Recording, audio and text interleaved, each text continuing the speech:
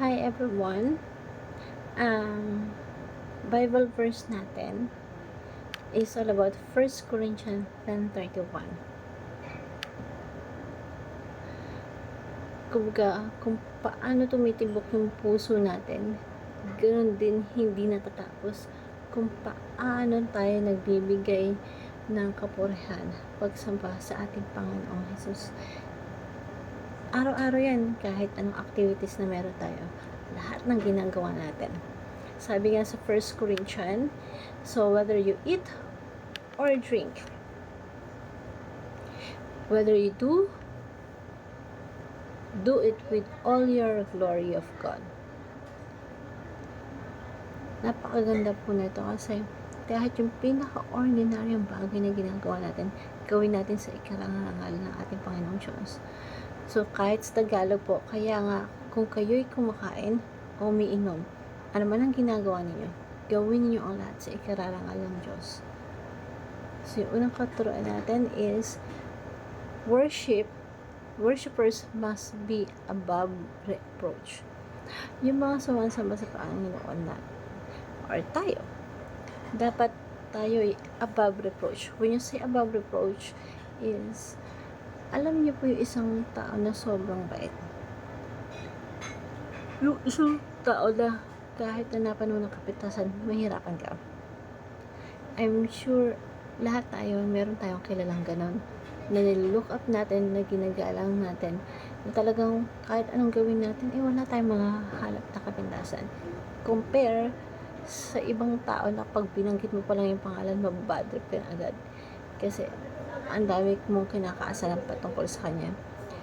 Pero yung isang taong above reproach is hanapan mo ng butas, hanapan mo ng kapangitan, para lang makita mo na meron siyang kapintasan.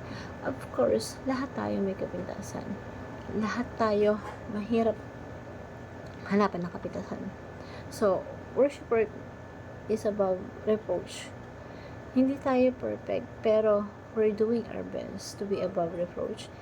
Ay ginagawa natin lahat natin na makakaya natin sa tulong ng ating Panginoon at ng Holy Spirit na kumikilos sa buhay natin para patuloy tayo magbago.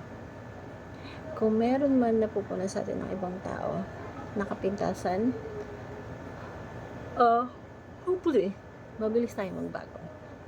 So, worshipers must be above reproach. Pangalawa is honoring God includes our drinking habits.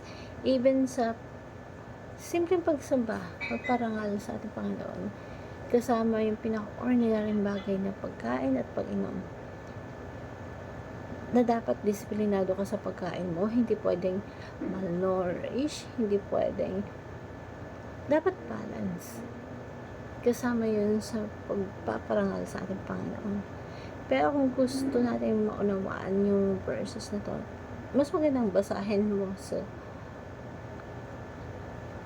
ito po ay parang may kinalaman sa pagiging stumbling block. Yung natitisod yung ibang tao dahil sa iyong paraan na pagkain or pag-inom. Ay, ganyan. So, sabi ni Apostol Pablo, meron ako sabi na malaya tayong gumawa ng anuman. Malaya tayong kumain ng anuman. Pero hindi lahat ng bagay na ginagawa natin at kinakain natin nakakatulong. Nung unang mga panahon, may mga pagkain na isinasakripisyo sa mga idol, sa mga Diyos-Diyosan. Sabi dito, may mga kalayaan tayong kainin at magsakripisyo para sa Diyos-Diyosan. Yung mga pagkain, lahat ng mabubuting bagay galing sa Diyos. So, kahit inalay yan sa Diyos-Diyosan, pwede natin kainin yung pagkain na inalay sa Diyos-Diyosan. Kaso nga lang, hindi lahat ng pwede makakatulong. Kasi kung mayroong isang tao sa tabi mo, mahina yung konsensya niya, nakikita ka niya mananampalataya ka, pero kumain ka ng pagkain na inalay sa Diyos-Diyosan at nagtiso sa'yo, nagkakasala ka sa Panginoon. So, wag ang sariling kapakanan ang unahin natin, kundi ang sa iba. Pwede kang kumain ng kahit anong pagkain, pero isipin mo, ano iisip ng iba. Kasi baka matisa sila. Yun. At, yung mga karne, diba? Mga kinakatay na inalay sa Diyos-Diyosan, tapos inalay sa Diyos-Diyosan, tapos ipinenta sa palengke. Kasi may mga ganun pangyayari. Ang importante,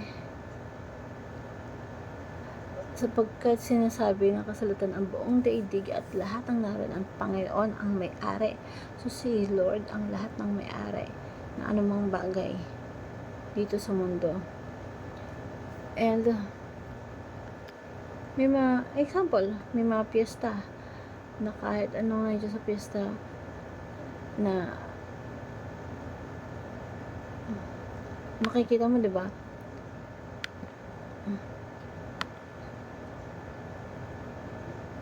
Yung iba parang ano ba yan, pastor, pero bakit pumupunta sa mga piyesta? Kasi may mga ganun tao eh.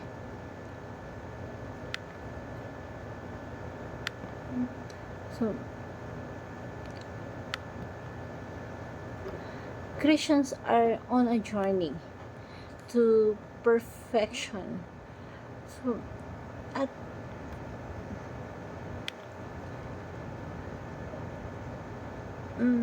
yung mga talatang ito, honoring God includes our drinking and eating habits. Kahit sa pagkain natin, dapat malinaw sa atin yung glory ni God, na parang meron bang matitisid na ibang tao sa gagawin natin pagkain or pag-inom. Mga simple pa lang ganun eh, no? Christians are on a journey to perfection. Tayo po yung mga Kristiyano, dapat ando tayo sa paglalakbay patungo sa perfection. Sa lahat ng ginagawa natin, pagkain, pag-inom, pag-exercise, panood, hindi pa pagkain, ano pang ginagawa mo, kahit ano ba yung pagsasalita, pag-badminton, everything ng ginagawa mo, gawin mo sa ikararangal ng Diyos. Kasi bakit? Tayo ay sa paglalakbay patungo sa pagiging perfecto, and someday after the resurrections, kapag binuhay tayo ng Panginoon, perfect na tayo. Lahat ng gagawin natin is sa pagsamba na. Hope you like it, the verse, everyone. Thank you and God bless.